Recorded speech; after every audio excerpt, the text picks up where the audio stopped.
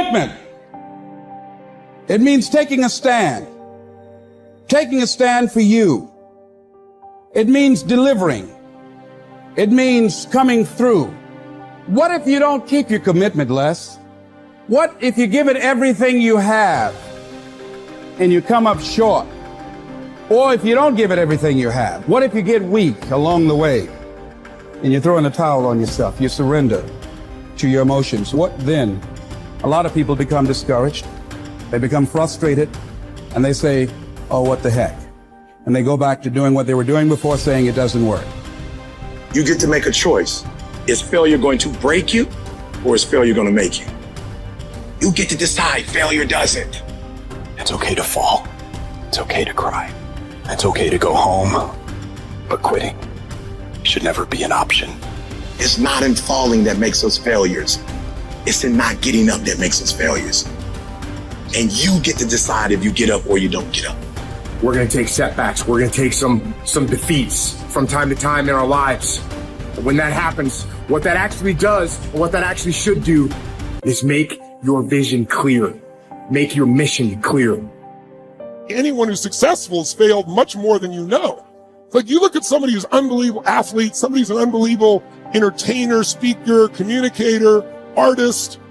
They didn't just show up that way. They are being rewarded in public for what you practice in private consistently. You might want to jot that down. We're all rewarded in public for the things that we consistently practice and refine in private. And so you see that person, you think they're a genius, but if you watch, they've been failing more than anybody else. They just failed more often, so they learn quicker. You got to tell yourself, despite the circumstances, the situations, you have to tell yourself that I'm not going anywhere until I get to go. Until I make my dreams become a reality, I'm not quitting. I don't care how much money I have to invest. I don't care how much time I have to invest. I'm going to continue to do this until I become successful. You can pretend that you care, but you can't pretend that you're there. The only way you can be there is to show up. And what I'm asking you to do for me, you'll never be a failure if you show up every single day. Every single day when I come, I show up and I let failure know. Failure is not an option. You can't even let it sink into your brain, not even a second. You have to know that this thing is going to work. Come hell or high water, whatever it is that I set out to do, it may not happen in 6 months, it may not happen in a year, it may not happen in 2 years, but at some point, my dream is going to become a reality. I can accept failure. Everyone fails at some point, but I cannot accept not trying. When you've tried your best, when you've given 120%, you should never feel bad. You pick yourself up, you look at it from another perspective, you come up with another solution, and you go at it again. You're a problem solver. You're not soft. You're not weak. You don't quit. You don't surrender. You fall 7 times, you get up 8.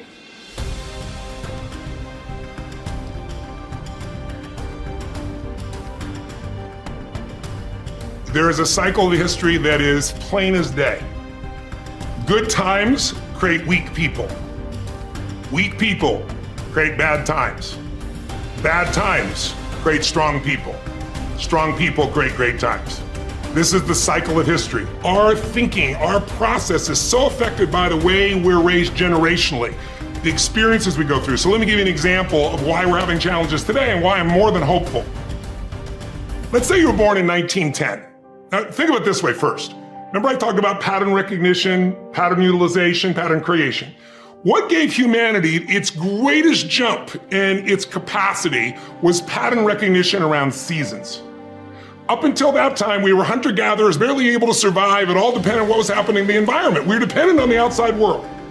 But once we understood the seasons, that planting in the springtime and then taking care of through the summer, boy, in the fall you can reap, and then there's gonna be winter, you gotta hang on to this stuff so you can survive. Once we recognized that pattern, humanity transformed. Communities were created, eventually cities and countries and states, right? So think of it this way. There's also a pattern of your history as a human. 0 to 21, 19 to 2021 is a springtime, where everything's easy. It's easy to grow. Growth happens, you don't have to do squat. Your body grows, life grows. And some of us had a more protected childhood, some of us had no protection. We had to step up and take care of things when we were 7 or 8 years old. But regardless, overall, it's a time in which people look out for you, you're taught things, you consume what you're taught. But once you come 19, 20, 21 roughly, and sometimes it's 16 for some people, 25 for others, but you get the picture, you enter a new season of life. You go to the summertime where you start testing and go, well, this is what I was taught, but do I really believe this? You know, this is what people say, but now I'm in a relationship, you know? And so all of this next 20 years is an explosive growth period if you work at it from 21 to 41. From 42 to 62 is a reaping time. If you planted really in the spring and you pushed hard through the summer, you're gonna reap. Now, if you didn't plant in the springtime, you're gonna weep in this season. You know, you're gonna be like, I don't have any money, I don't have any time, I don't know what to do, where am I going? But that's a season of power. That's when you really start to be able to lead companies, businesses, environments, and so forth. And again, some people get there earlier, some later, but overall, generationally, that's it. And then 63 to 83 is winter, and that winter time is a little different for somebody. Right now, that time is, maybe it's time, I'm an elder in the community, now it's time for me to mentor, to communicate. And if you're lucky, it goes 83 to, say, 103. Or the oldest living human is about 119, if you were lucky enough to do that. Maybe you get an extended period of time where you enter the next springtime. So there's seasons that you gotta understand, because if you plant in the winter, I don't care how hard you work, you get no reward. If you bought a house, sounds wonderful, in 2007, normally great, 2007, probably not so great, you're probably just starting to do okay in the last 3 or 4 years, right? So there's a timing to things. There's a timing in your life. There's also timing in history. So imagine you're born in 1910. When would you come of age? 19 years old, 1929. What did you grow up with? World War I ended during that time, the whole world celebrated, and the roaring 20s began, and you're in your teens, cars, radios, parties. You can't wait to turn 19, 20, 21, right? And what happens? For that generation, right at that stage of life, the whole game, the wolves pull out from it, and people are jumping out of buildings, the economy goes to the floor, we got the Dust Bowl. But it didn't end there. Because what happened when they were 29? 1939, World War II. And you and I are too young to know it, but those around know that it looked like we were gonna lose. Hitler was storming across Europe. It looked like life as we know it was over. And these people went overseas and became heroes. They faced such unbelievable, they were thought as flappers, they were thought as weak, they were a lot like a lot of the generation that you see today, the Z generation, not so much because they're just coming up, right? But the millennial generation, by older people, they see them as weak, they're snowflakes, they're this and they're that, but they have technology, they have insights. And when the outside world is demanding enough, not yet, because they're still fearful, they will grow. And that's when things change. And so the season occurs. So think about the difference between the 30s and the 40s versus the 50s versus the 60s as we came after 63 into an American summer as a different mindset versus the 80s to the 2000s, 2010. So we're right now halfway through winter. We're in another winter.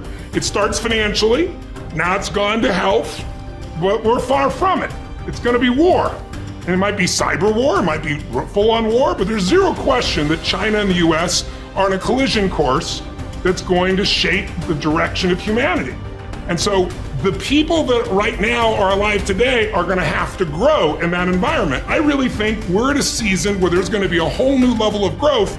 And what I just want to do is be one of the many sources that can give people perspective, because here's the problem. A year ago, people thought we were coming out of, we got vaccines now, and we're coming out of COVID, and it's going to be all over now, and people are excited. But now, after going through 2 years of this, there's a lot of people now that no longer have a compelling future. Like, people talking about New Year's resolutions, most people don't even have one. Because it's like, they never followed through anyway, right? But at least they had something to look forward to. They're starting to get into learned helplessness. Learned helplessness is when something is so bad over and over again, you start thinking the problem's permanent. No problem is permanent. Or you start thinking the problem's pervasive because I haven't handled my finances, my whole world's over. Or because my relationship's bad, my whole world's over. Your life is bigger than that. Or all this is happening because there's something wrong with me. When you get to that point, you stop trying. And so my goal right now is to shake that up for people. People need a new perspective, and you can't do it by just sitting and thinking. You gotta move your body, you gotta change your energy and your focus, because low level of energy, I don't give a damn how smart you are, you're not gonna use all your ability. But if I get you into a higher state of being, mentally, emotionally, physically, then all of a sudden you start remembering who you are and you start coming up with answers that you never even thought were possible before.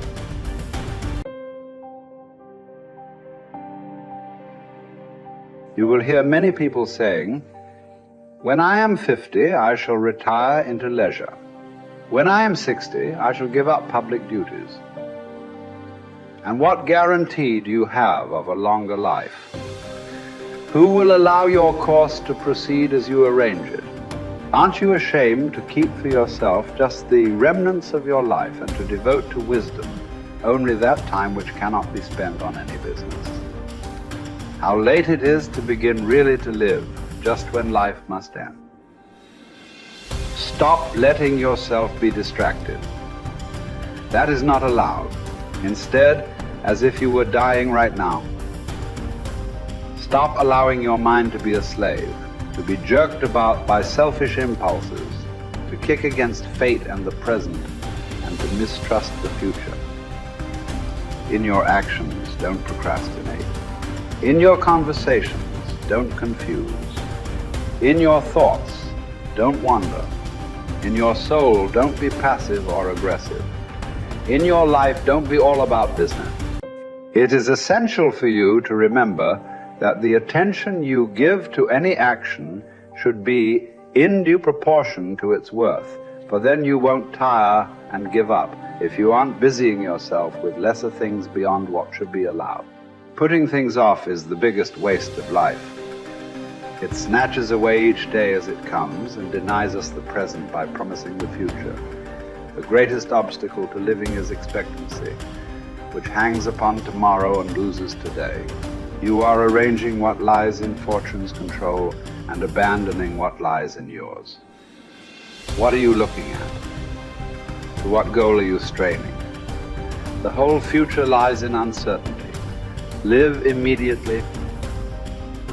The best livelihood, particularly for the strong, is earning a living from the soil, whether you own your land or not. Many can support their families by farming land owned by the state or private landowners. Some even get rich through hard work with their own hands. The earth repays those who cultivate her, both justly and well, multiplying what she received, endowing in abundance all the necessities of life to anyone willing to work, and all this without violating your dignity or self-respect. Generally speaking, if you devote yourself to the life of philosophy whilst tilling the land at the same time, I couldn't compare it to any other way of life, nor would I prefer any other livelihood. It is living more in accord with nature, drawing your sustenance directly from the earth, the nurse and mother of us all, rather than from another source.